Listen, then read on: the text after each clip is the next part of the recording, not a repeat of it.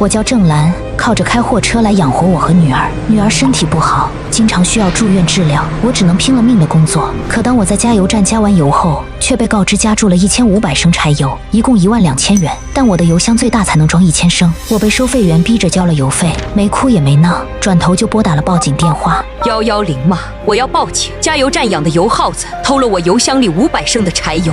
先前我赶路3-4个小时刚送完货，车辆油量见底，只能驶入高速服务区加油。归心似箭的我，只想加满油，尽快回家，去医院照顾生病的女儿。您好，0号柴油加满。可工作人员给我加完油之后，却告诉我柴油8块1升，加了1500升，一共12000块，怎么付？我赶忙下车，拉住工作人员的胳膊问道：“姑娘，你这机器是不是显示错了？我这油箱最大容量才1000升，咋可能加了1500升呢？”可工作人员却态度敷衍，甩开胳膊冷漠地说：“别跟我拉拉扯扯的，显示器上面写着呢，不信自己去看，一共1500升，赶紧掏钱走人，不要耽误后面的车辆加油。”后面已经过来了好几辆车排队，不少司机甚至按着喇叭把头探出来催促。我连忙扭头去看后面的显示器，上面果然写着加了1500升的柴油，可这根本不可能啊！姑娘，这开玩笑呢吧？我这车开过来，就算是空油箱加满了，也不过1000升，这多的500升加到哪里去了？他脸色难看地瞪着我。我说了，系统显示的，你要是有异议，先结了油钱，再去打投诉电话。多500升就是4000块钱。我跑这一趟才赚多少？先结了油钱再去打投诉电话，我跑一趟活才赚3000块钱，多出来这4000块钱我拿什么去交？而且打投诉电话流程繁琐，耗时又长，我难道要一直在这儿等着吗？女儿还在医院等我交医药费呢，凭空多加了500升，这不是明摆着把我当肥羊宰吗？我伸开手指着车上的油箱，妹子，我这油箱最大就能装1000升，不信你过来看一眼，看一眼你就知道。她眼皮子一翻，满脸的不耐烦。谁是你妹子啊？你一个开大车的大姐，少来这儿给我攀关系。不用看，我看系统就行了，这系统显示不会出错。说着，她又翻了我一个白眼。你们这种大货车司机啊，我不是没见过，偷偷改大了油桶之后，故意来加油站骗油钱，再闹下去，我报警了。系统是不会骗人的，只有掏不出钱的穷酸货才会骗人。我彻底怒了，冲着他大吼：“姑娘，你检查都不检查一下，凭什么多收我钱？系统也是人操作的，难道就不会出错吗？”他两眼一瞪，指着我的鼻子就骂：“你冲谁喊呢？我告诉你，我们是正规连锁加油站，系统数据就是收费依据，数据是多少就要交多少，再闹我就叫人了。”后面的车主看着我们在这争执，早就一个个把头探了出来催促：“干什么呢？加完球赶紧走！排着队呢！”我深呼一口气，再次诚恳地对他说：“姑娘，我这不是闹，我这是在讲道理。您来看一眼油箱就一眼。”他看着我服软，反倒是叉起来胳膊，趾高气扬起来：“我看什么看？少来耽误我的时间！你是谁啊？我凭什么过去看你那个破车？”我是谁？我只不过是一个为了养活女儿，一天只睡4-5个小时来赶路的货车司机。我无奈地问他：“那您说怎么办？”他掏出一面镜子，面无表情地整理着头发。交钱，走人。我沉声道：“我交不起。我这油箱只能装1000升，我只准备了1000升的钱。”他瞟了我一眼：“你交不起关我什么事儿？你说只能加1000升就是1000升啊？你自己说的加满，现在又赖我们，我还说我是太后呢，谁信啊？”他的话一说完，旁边围观的几个司机也跟着哈哈大笑起来。我捏紧了拳头大喊：“不信我是吧？那我就证明给你们看。”出发之前，我才给油箱加满油，别说1500升了，连1001升都装不到。我急得涨红了脸，从车上拿出行驶证递到他面前，大声喊道：“这个车我买来后根本没有进行改装，行驶证上什么都有。”可这个工作人员却更加不耐烦了，一把拍飞了我的行驶证。我说你这人是不是听不懂人话呀？我管你什么油箱不油箱，行驶证不行驶证的，我只认系统显示。走南闯北这么多年，我以前到加油站也偶尔有过计量出错的时候，但只要提出异议，让对方看一眼油箱和行驶证，人家都会进行复查核验，从来没遇到过连看都不想看一眼的。我崩溃了，扶着头在原地转来转去。您到底想怎样？怎样才能复查？他指着我的鼻子继续说：“我说了只认系统，你耳朵聋啊？系统显示加了1500升，那就是1500升，12000块，1分都不能少，掏钱！”我气到崩溃，焦急地说：“姑娘，话可不能这样说啊！我这车最多装1000升，根本装不了1500升。这凭空多出来500升的钱，让我怎么拿？先不说我的邮箱只有1000升的容量，就算是加满了溢出来，也不可能溢出来500升啊！况且我刚才已经检查过了，地上连一滴油都没有洒出来，所以这根本就不是邮箱的问题，而是加油站系统的问题。可他根本连检查都不愿意检查一下，只是一遍又一遍的让我交钱。后面的汽车司机们也聚到一块，大声催促着：“前面那个女司机怎么回事？快点啊！就是该多少就多少，赶紧交钱走人吧，耽误了我们加油的时间，你赔啊！”谁说不是呢？这女的磨磨蹭蹭的，说不定是自己偷改大了邮箱，来这骗钱来了。工作人员听到汽车司机们的催促，得意地扬起嘴角。听到了吗？别磨蹭了，系统认定的价格，你别想耍赖，赶紧交钱走人，我们可没时间跟你耗。我大声质问他。那如果系统出错了怎么办？他抱着胳膊冷笑道：“系统不会出错。”我咬紧了牙关。他不仅不愿意出来检查一下，还冤枉我故意闹事骗钱。好，既然如此，那就按他说的来。我盯着他的眼睛。好，钱我可以交，交完之后油量对不上怎么办？他露出一个得意的笑，一副吃定了我的表情。交完之后油量对不上可以投诉，不过嘛，出了加油站我们概不负责。我掏出手机打开录像。姑娘，你贵姓？你的工号是多少？我现在就交钱，请你把小票给我。他看见我掏出手机录像，一下子慌了，伸出手挡着镜头和工号牌。你干什么？不许拍！我笑了笑。你不是说让我投诉吗？我需要你的工号，哪条规定说不许拍了？他指着我的鼻子冲我吼道：“我说不许拍就不许拍，你把手机收起来！”我没有再跟他废话，只是抬手把手机和他的距离拉开，交了钱，拿过小票，检查无误后放进了口袋。我走到我的车旁，拿出身份证对准自己就打开了直播。各位兄弟姐妹，我是货车司机郑师傅，想请大家帮我做个见证。我挪着镜头走到油箱标识处，大声道：“大家看到了，我的油箱最大容量只有1000升，可加油站却说我加了1500升的油。”我把镜头又转向旁边加油站的收费员，继续开口：“这位收费员拒绝系统复查，拒绝查验油箱，只是一遍又一遍的让我交钱。”旁边的收费员表情难看，摸出手机不知给谁打去了电话。屏幕上数百名网友在线观看，无数人在下面评论，为我仗义直言：“最多就能装1000升，哪来的1500升？系统出错了吧？这收费员也太不讲道理了。”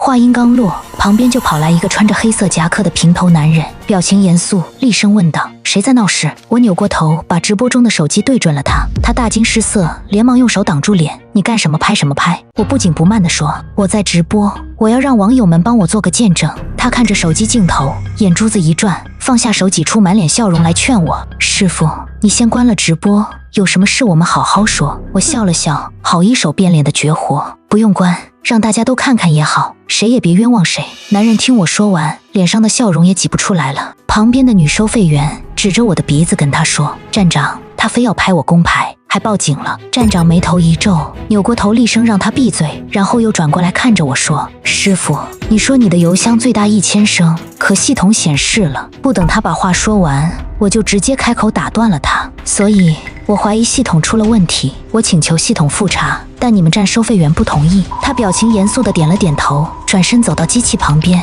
装模作样地进行操作。过了一会，他背着手走了过来：“师傅，机器的数据没有问题，出油量确实是1500升，没错。”我瞬间瞪大了双眼，不可能，这车我刚买了2-3年，一点改装都没有，油箱多大我一清二楚，就算加满了油也到不了1500升。这要么是你们的机器坏了，要么就是你们有人故意篡改了数据。站长擦了擦额头上的汗，再次挤出一脸笑容，继续说道：“师傅，这话可不能乱说啊！你看这样行不行？我现在帮你把投诉内容上传过去，你先拿着小票先走。如果查出来确实是系统问题，油钱全额退还。”我笑了笑：“站长，您这话说的轻巧，他刚才都已经告诉我了，一旦离开加油站，概不负责。我人一走，你们把数据一改，到时候我上哪儿投诉去？后面排队加油的人忍不住按着喇叭，把头探出车子怒吼：前面的有完没完了？不就是个加油的事儿吗？到底要卡在这多久？加个油磨磨蹭蹭，是不是想讹加油站了？堵在那儿不走，浪费大家时间。他动了动嘴巴，没有说话，转身去旁边打了个电话后，回来换了个表情，严肃地说：师傅，我最后再跟你说一次，你已经严重影响了加油站的正常经营秩序，如果你再不配合，我们就要采取强制措施了。我面无表情盯着他，什么强制措施？他看着我的眼睛，一字一句地说道：把你的车拖走。说着，他后面就过来了2个穿着拖车服的男人。他叉着腰继续说：师傅，你已经堵了1个多小时了，后面堵了10几辆车，交警马上就到。我现在正式通知你，你的车马上就要被我们拖走。我攥紧了手机，伸手挡在他们面前。凭什么拖走我的车？我是消费者，有投诉的权利。站长对我冷冷一笑：系统显示多少就是多少，明码标价，这是规定。他一挥手，身后2人二话不说就走到我的车旁，就开始安装拖车工具。我眉头紧皱，冲过去再次拦在他们面前。住手！别动我的车！站长看我拦在车前，瞬间急了：你这是要动手？我告诉你，你这样叫寻衅滋事，我可以报警抓你。我笑了笑：我已经报过警了，在他们来之前，谁也别想动我的车。站长指着我的鼻子说不出话来，掏出对讲机就开始呼叫拖车。刚说完，一个男人就直接开过来了一辆拖车，问站长要拖哪辆。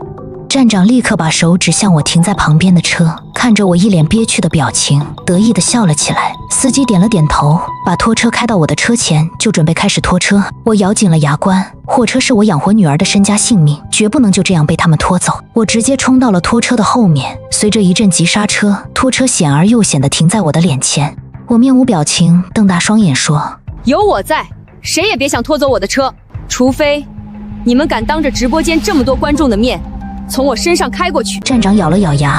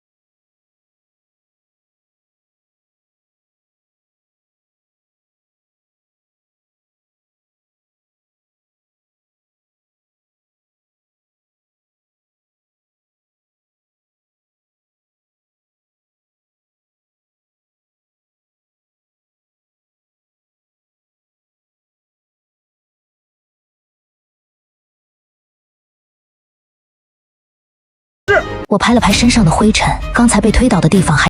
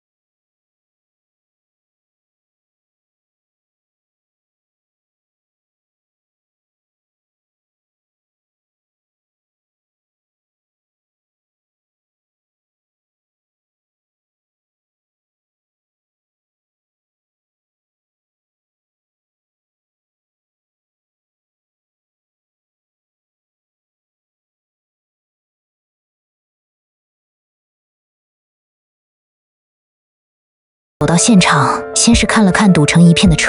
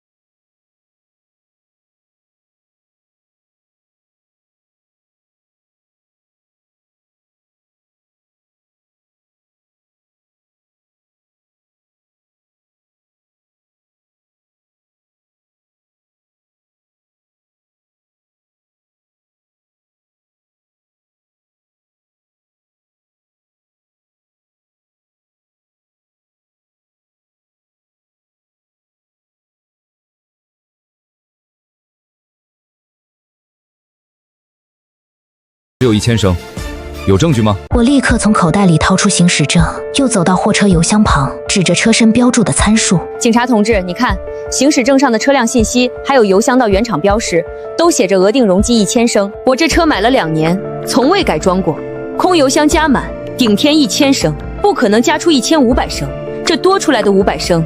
根本无处可加。民警走到油箱旁仔细查看，又核对了行驶证，眉头皱得更紧。站长见状，连忙上前插话：“警察同志，货车油箱实际容量都比标注大，他肯定是自己改了油箱，故意来钻空子。”我冷笑一声，看向站长：“站长，说话要讲证据。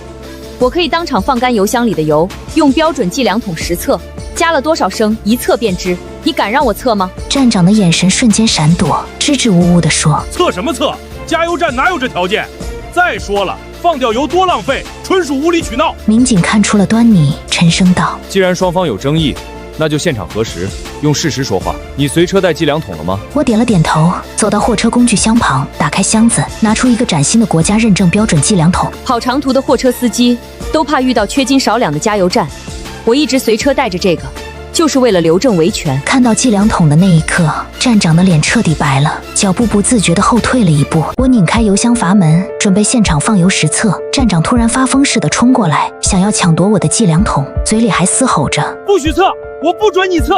这是浪费陈皮油，违反规定！”我早有防备，一下子就侧身躲了过去。民警立刻上前拦住站长，厉声呵斥：“住手！你这是干什么？配合调查是你的义务。消费者对油量有异议，现场实测是最直接的核实方式，哪里来的违规？”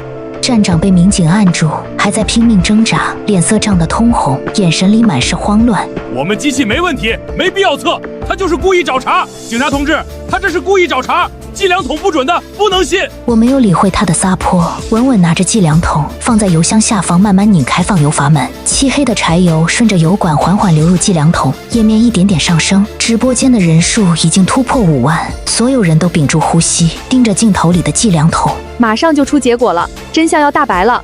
加油站长慌了，肯定是心里有鬼，坐等实锤，还郑师傅一个公道。女收费员吓得浑身发抖，躲在站长身后，不敢再看一眼。站长靠在加油机上，双手紧握，额头渗出密密麻麻的冷汗，眼神死死盯着计量桶，脸色越来越白。1分钟、2分钟、3分钟，油箱里的油全部放完，计量桶的页面稳稳停在999升的位置，与1000升的额定容量几乎完全吻合，误差仅1升，属于正常范围。我抬眼看向民警，声音清晰有力：“警察同志，实测结果出来了，油箱里总共只有999升油，和额定容量1000升基本吻合，误差在正常范围内。而加油站的加油机却显示我加了1500升，整整多算了500升。”多收了我4000块钱。民警走到计量桶旁，仔细核对刻度，又看了看加油机的小票，证据确凿，无可辩驳。站长瘫坐在地上，面如死灰，一句话都说不出来。女收费员也吓得浑身发抖，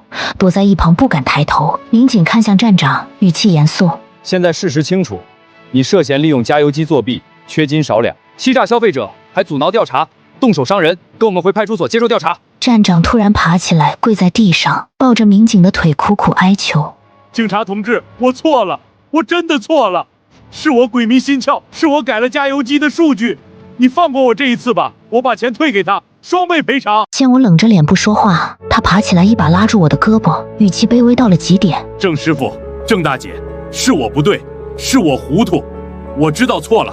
我把多收你的4000块钱退给你，再额外赔你1万块精神损失费，这事儿咱们私了，行不行？”我冷冷地看着他，没有一丝心软。现在知道求饶了。刚才你叫拖车，叫人恐吓我的时候，怎么没想过今天？你坑的不是我一个人，是无数跑长途的货车司机，我们赚的都是血汗钱，你怎么忍心下手？站长跪下不停地磕头，额头都磕出了红印。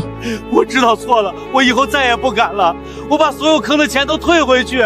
女收费员也走过来，低着头惊慌失措地哭着道歉：“郑师傅，对不起，都是站长逼我干的，我早就知道加油机有问题，可是我不敢说。”民警看着站长，语气严肃：“你涉嫌利用加油机作弊、欺诈消费者，还阻挠消费者维权，已经违反了《消费者权益保护法》和《计量法》，不是私了就能解决的。”站长见状，知道求饶没用，眼神瞬间变得阴狠。他猛地掏出手机，再次拨通了刚才的电话，声音压低却带着威胁：“李哥，你快点来，这边实测出问题了，再不来我这加油站就完了。我冷冷看着他，你就算叫谁来，都改变不了造假的事实。全网网友都看着，警察也在，真相瞒不住。10分钟后，一辆黑色小轿车驶入服务区，一个穿着西装的中年男人快步走下，站长立刻迎了上去，恭敬地喊了一声表哥。穿着西装的中年男人快步走到站长身边，先是扫了一眼现场的民警和我手中的直播手机，眉头紧锁，随后板起脸，对着民警开口：“警察同志，我是这个加油站的投资人，也是他表哥。这点小事儿没必要闹大吧？不就是油量有点误差吗？我们把钱退了，再赔点钱，让司机师傅走就行了，别耽误我们营业。”他说话的语气带着一股居高临下的傲慢，仿佛这件事只是微不足道的小事。他对着民警同志说完，就转向我，掏出一沓现金塞到我手里。师傅，这里是2万块钱，你拿着，把直播关了，这事儿就当没发生过。以后你在这条线跑，我保你没人敢为难你。我把钱推了回去，语气坚定：“我不要你的钱，我只要公道。你们加油机故意造假，缺斤少两，长期坑骗货车司机，这不是小事，是违法。”西装男脸色一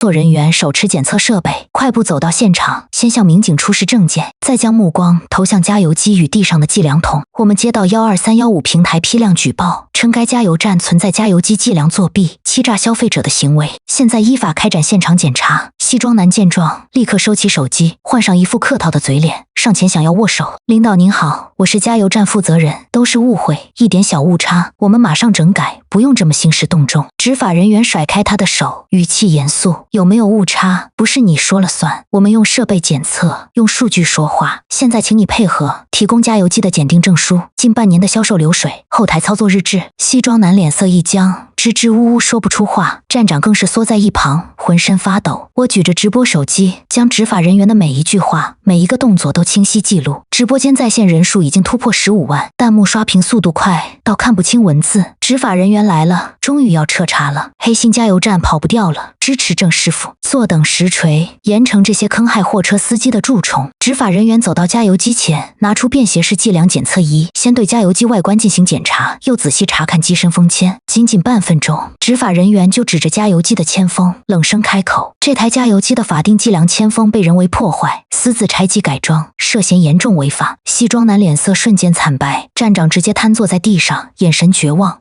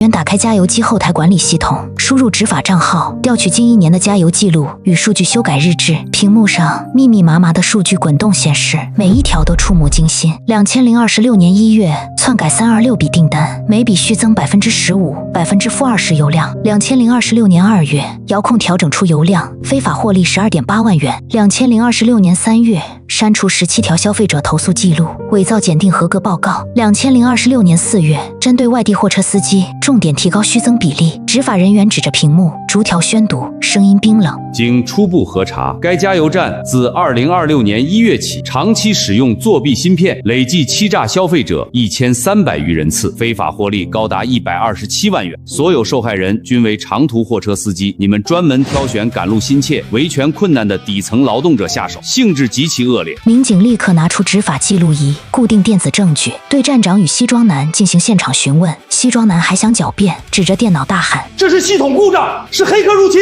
不是我们改的。”执法人员冷笑一声，调出后台操作 IP 地址与登录记录。所有数据修改都来自加油站办公室的这台电脑，登录账号就是你的工号，时间精准到秒，你还要抵赖？站长彻底放弃挣扎，低着头一五一十交代：芯片是我花3万块找人装的，遥控器在我办公室抽屉里。每次货车加油，我就按遥控器多算油量。我表哥知道这件事，他帮我打通关系，应付检查。有人投诉就压下来，扣下的钱我们3-7分。西装男眼见事情败露，突然红了眼，猛地冲向办公桌，想要抱起电脑摔在地上销毁证据。不许看，不准调取数据。民警眼疾手快，一把将他按在地上，反手控制住双手，戴上手铐。阻挠执法，销毁证据，罪加1等，你老实点。执法人员快步走进办公室，打开抽屉，一枚黑色的小型遥控器静静躺在里面，上面只有正10%、正20%，锁定3个按钮。这就是控制作弊芯片的遥控器，证据确凿，无可辩驳。我看着眼前的一切，心里没有一丝快意，只有心酸。我只是一个普通货车司机，每天风餐露宿，只为赚点血汗钱，照顾生病的女儿。可就是这点活命钱，还要被这些黑心商人肆意克扣、恶意欺诈。直播间里，无数货车司机感同身受，弹幕里全是心酸的经历。我在这儿加过3次，每次多花几百块，一直以为是自己车的问题。跑货车的谁没被服务区坑过？敢怒不敢言，怕被报复。郑师傅好样的，我们不敢做的事儿，你替我们做了。我认识你们领导，我现在打电话，你们马上放人，不然你们都担待不起。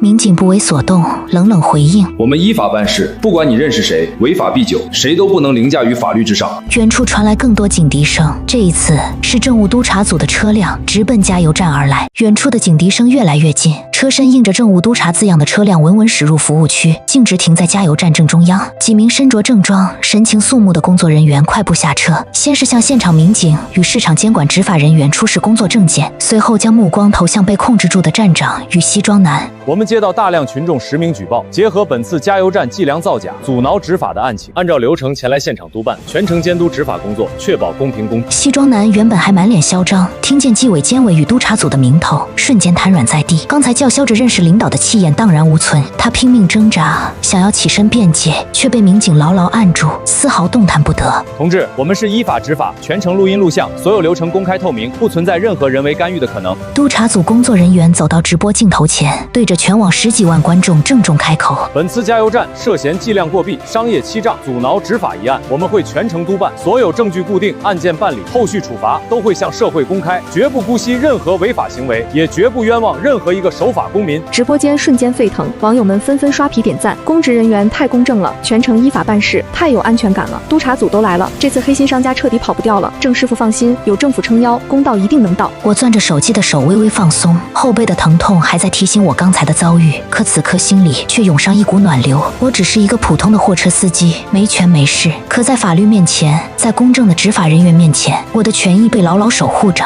西装男看着围在现场的执法督察人员，终于彻底绝望，脑袋耷拉下来，再也说不出一句威胁的话。督察组工作人员走到加油机旁，仔细查看被拆出的作弊芯片、标准计量筒的实测数据、加油小票、行驶证以及直播录像，每一项证据都逐一核对、登记、封存。所有证据来源合法、真实有效，完全可以证实该加油站存在故意改装基锐漆、计量作弊、欺诈消费者的违法行为。市场监管执法人员现场制作勘验笔录，民警同步制作询问笔录，所有流程依规进行，全程录音录像，没有一丝疏漏。站长看着眼前的一切，知道再也无法抵赖，哽咽着开口，将所有所有事情和盘托出。芯片是我花钱从外地买的，找人偷偷改装到加油机里。每次看到外地货车司机，就用遥控器调高油量显示，每100升油多算15到20升。我表哥是加油站投资人，他知道这件事。每次监管部门来检查，都是他帮忙提前准备合格设备应付检查。有人投诉就花钱压下去。刚才我打电话找的李哥，就是我表哥，根本不是什么公职人员，我就是想吓唬吓唬这位师傅，让他息事宁人。西装男一听，猛地抬头瞪向站长，气急败坏的嘶吼：“你胡说！我根本不知道这件事儿，都是你一个人干的！”督察组工作人员冷冷看向西装男，女收费员也主动上前配合执法人员做笔录，声音带着哭腔：“我早就知道加油机有问题，站长威胁我说我敢说出去就开除我，还扣我工资，我不敢反抗，只能跟着他一起糊弄司机。”执法人员认真记录，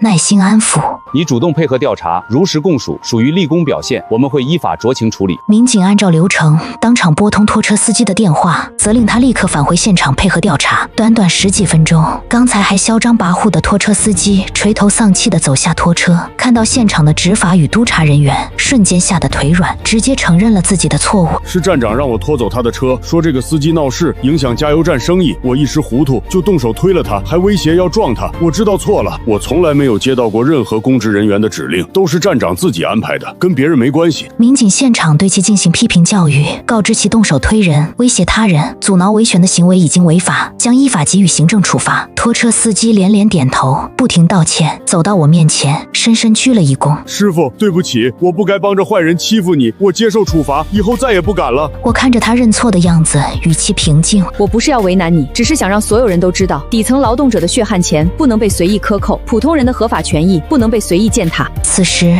直播间在线人数已经突破20万，冲上全国热搜榜。无数媒体记者闻讯赶来，扛着摄像机记录现场的一切。记者们走到我面前，将话筒递到我嘴边，眼神里满是敬佩：“郑师傅，您作为一名普通货车司机，敢于直面黑心商家，冷静维权，您现在最想说什么？”我举着直播手机，对着镜头，对着所有网友，声音坚定有力：“我只想说，遇到不公不要怕，留好证据，相信法律，相信政府，我们普通人也能讨回公道。”市场监管的执法大哥拿着单子走到人群中间，对着大伙和直播镜头，用大白话当众把处理结果说清楚。各位司机师傅，直播间的网友们，今天咱们当着所有人的面，把这个黑心加油站的处罚说个明明白白。这家加油站不光私自拆了加油机的正规封条，偷偷装作弊芯片坑人，还专门盯着跑长途的货车司机虚加油量骗钱，前后坑了1000多位师傅，赚的全是黑心钱。而且他们还威胁维权的司机，阻挠我们执法，性质太恶劣了。现在依法给他们处置：第一，所有作弊的加油机、遥控芯片全部没收，坑来的127万黑心钱1分不少，全部追缴上缴。第二，直接吊销加油站的执照，这个厂子永久关停，相关责任人一辈子都不准再干成品油加油的生意。第三，加油站的投资人、站长分别罚50万和30万，1分都不能少。第四，这俩人涉嫌诈骗、妨害公务，直接移交给公安，依法追究刑事责任，该判刑判刑。执法大哥说完，把单子递到站长和西装男跟前，两人哆哆嗦嗦接过单子，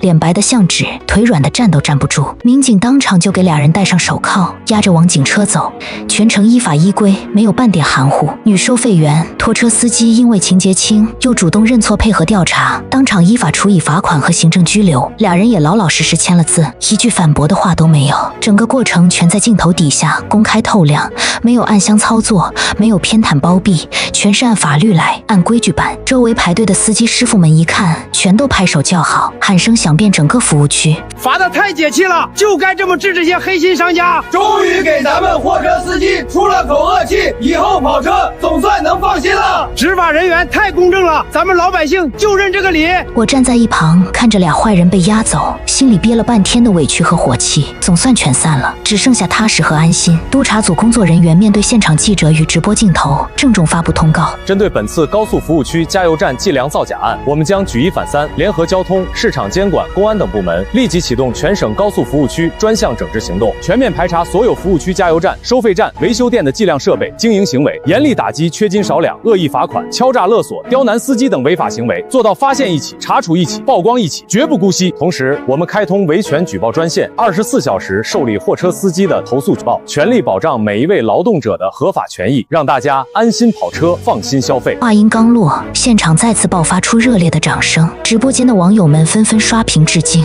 政府太给力了，为货车司机撑起了保护伞。专项整治太好了，以后跑车终于有保障了。感谢督察组，感谢所有执法人员，公正执法太暖心了。我看着这一幕，眼眶微微发热。我从来没想过自己一次小小的较真，竟然能推动整个行业的整治，能为千千万万和我一样的货车司机换来一份安心和保障。我只是想守护自己的血汗钱，想尽快去医院照顾生病的女儿，却没想到能带来这么大的改变。民警走到我身边，语气温和：郑师傅，你冷静维权、留存证据的行为，为案件办理提供了关键帮助，值得肯定。后续我们会联系你做补充笔录，你可以先处理自己的私事，我们会全力配合你的时间。加油站的现场管理人员按照执法人员的要求，当场清点现金，将多收的4000元油费，以及按照消费者权益保护法计算的3倍赔偿12000元，共计16000元，递到我手中。郑师傅，对不起，是我们加油站违法经营，坑害了您，这些钱是您应得的赔偿，请您收下。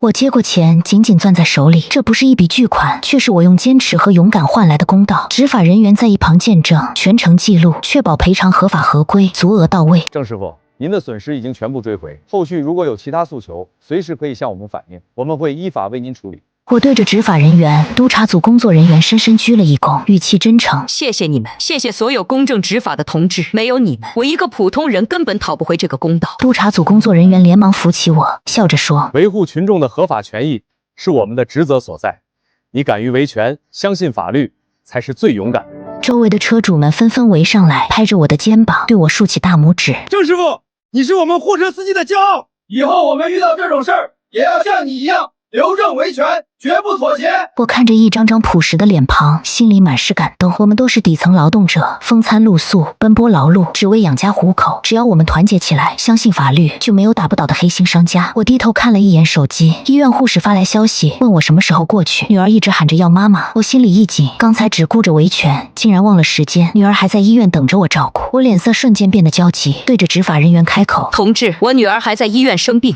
我急着赶过去，能不能让我先离开？补充笔录我后续一定配合做好。民警得知情况后，立刻表示理解，语气十分人性化：孩子看病是大事儿，你赶紧去医院。笔录的事情不着急，我们加个微信，后续约你方便的时间再做，绝对不耽误你照顾孩子。市场监管执法人员也连忙点头：我们的手续也可以后续补办，你先安心去医院照顾女儿，有任何问题随时联系我。督察组工作人员也暖心叮嘱：路上注意安全，孩子的病情要紧，祝你女儿早日康复。后续整治行动的进展，我们会及时向你反馈。我看着一众暖心的公职人员，感动得说不出话，不停道谢：谢谢你们，太感谢你们了。我快步走到自己的货车旁，检查了一下车辆，刚才拖车没有对车辆造成任何损伤，我悬着的心终于放下。直播间的网友们也纷纷留言，为我女儿祈福：郑师傅快去吧，祝宝宝早日康复，照顾好孩子，你已经做得够好了，一路平安，正义不会缺席，孩子也会平安健康。我对着镜头挥了挥手，声音带着哽咽：谢谢大家的关心，我先去医院照顾女儿。再次谢谢所有帮我的朋友，谢谢公正执法的同志。我发动货车，缓缓驶离加油站。从后视镜里看到，执法人员正在对加油站进行查封，贴上封条。作弊的加油机、芯片被一一装箱扣押，涉案的办公设备、电脑也被依法封存。曾经嚣张跋扈、坑害无数司机的黑心加油站，彻底被依法取缔，再也不能欺压过往的货车司机。服务区的秩序恢复正常。排队加油的车主们有序同行，每个人的脸上都露出了轻松的笑容。我驾驶着货车行驶在高速上，阳光透过车窗洒在身上，温暖而明亮。刚才的委屈、愤怒、恐惧都随着正义的到来烟消云散，心里只剩下踏实和希望。我打开车载收音机，里面正在播报新闻，正是本次加油站造假案的报道。主播声音铿锵有力，赞扬了我的维权行为，肯定了执法部门的公正执法。本次案件彰显了法律的公平公正，也提醒广大消费者，遇到侵权行为要勇于维权，留存证据，相信法律，相信政府，合法权益一定会得到保障。我听着新闻，嘴角不自觉地上扬。我只是一个普通的货车司机，没有惊天动地的壮举。我只是做了一件最正确的事，坚持真理，捍卫自己的合法权益。而正是这一份坚持，不仅为自己讨回了公道，也为无数货车司机换来了更安全、更公平的跑车环境。我快步走进医院病房，女儿躺在病床上，看到我进来，立刻睁开眼睛，露出甜甜的笑容，伸出小手喊着：“妈妈，你回来啦！”我快步走到病床边，蹲下身子，轻轻握住女儿冰凉的小手，眼眶瞬间湿润。妈妈回来了，妈妈来陪宝宝了。女儿小手摸着我脸上的灰尘，小声问：“妈妈，你是不是累了？宝宝乖乖吃药，快点好起来，不让妈妈担心。”我因为维权耽误了时间，让女儿独自在医院待了这么久。我心疼地抚摸着女儿的头发，心里满是愧疚。可看着女儿懂事的样子，我又觉得所有的坚持都值得。护士走进病房，笑着说：“郑女士，你女儿特别乖。”一直说妈妈是英雄，敢跟坏人做斗争。我愣了一下，才反应过来，护士和女儿也看了我的直播。我笑着摸了摸女儿的头，妈妈不是英雄，妈妈只是要保护宝宝，要守护我们家的血汗钱。女儿似懂非懂的点点头，